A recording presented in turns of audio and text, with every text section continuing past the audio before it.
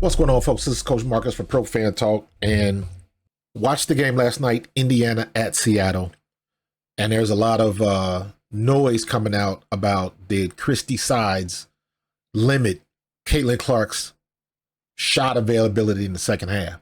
Caitlin Clark only got like 2, maybe 3 shots in the second half, and a lot of people might think that is by design, but as somebody who watched the game, I do not agree with that assessment.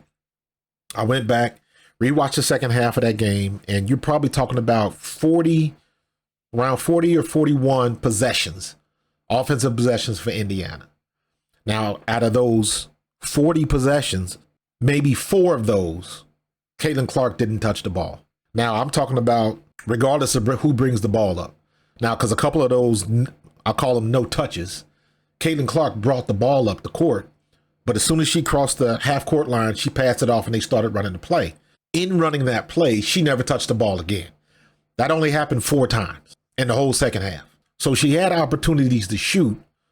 In my opinion, she just didn't. I think she passed up maybe 2 shots that I thought they were open looks, and what I've seen her do in the past, she could have hit that shot or at least got a good look at a clean 3. Maybe 2 shots. Everything else was contested. Everything else, it was traffic. She was going into the weeds. She's going up against taller defenders, and it wouldn't make for a good shot. Most of the time when she passed the ball off, usually they were good decisions, or it was a situation where she was gathering the ball from somebody else's turnover or a tipped ball or something like that, trying to get possession back. It wasn't like she was passing up shots, like she just came down the court and didn't want to shoot. That was not the case. You got to give the other people on the other side of the ball credit. Seattle was playing major defense. They had a game plan against her, and she just didn't have good looks, in my opinion. Go back and look at the second half and make your own assessment. A lot of those looks, if she would have taken a shot, I'd have been like, that's not a good shot when you got somebody in the face or something like that. It wasn't a good look for her, so she passed the ball up. In my opinion, she did what she's supposed to do. So that's a credit to Seattle's defense. On top of that, we can't just ignore that Jewel Lloyd was roasting everybody. Jewel Lloyd was just making everybody look silly. And Indiana had no answer. None. So you're always going to get the points in the paint. There's always going to be some type of reason why the things don't always go the way they're supposed to go. Did Christie Sides not want her to shoot or kind of phase her out of the offense? I'm not buying that even a little bit. It just wasn't their night, and Seattle, in my opinion, was a better team.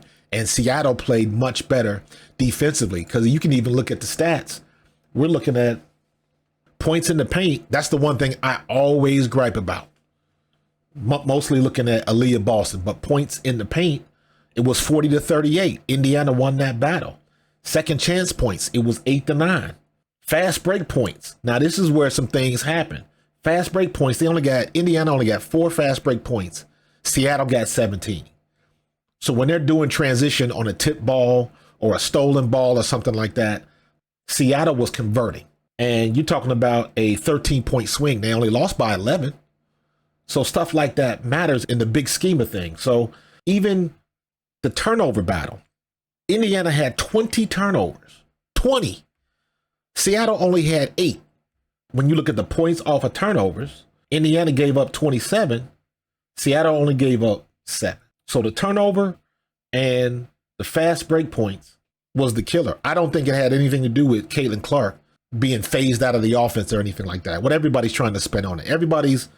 Whenever they lose a game, it's always Christie Sides is doing something with the offense. Now, I'm not crazy about a lot of the offensive decisions that Christie Sides is making. However, I will say that a lot of this is on the women that's on the court.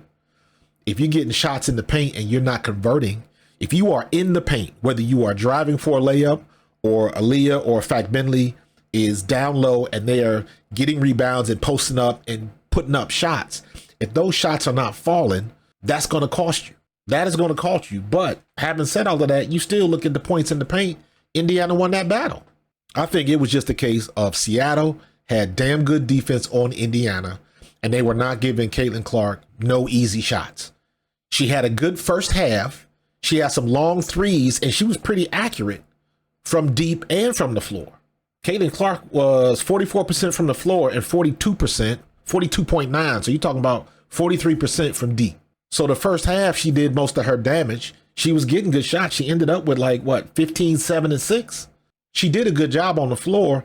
But what happens is when you get a good coach, they see what's going on in the first half, and then you make adjustments at halftime. And that's what Seattle did.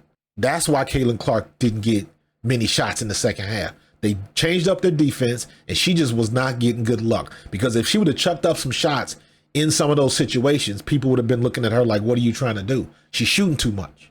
Aaliyah Boston had 16 shots. Nalissa Smith had 11 shots. Kelsey Mitchell only had 10 shots. So it's not like all the people that want to say that Kelsey Mitchell is the ball hog and stuff like that. Like, no, you got to go with what the hot hand is. If Kelsey Mitchell is getting hot, keep feeding her.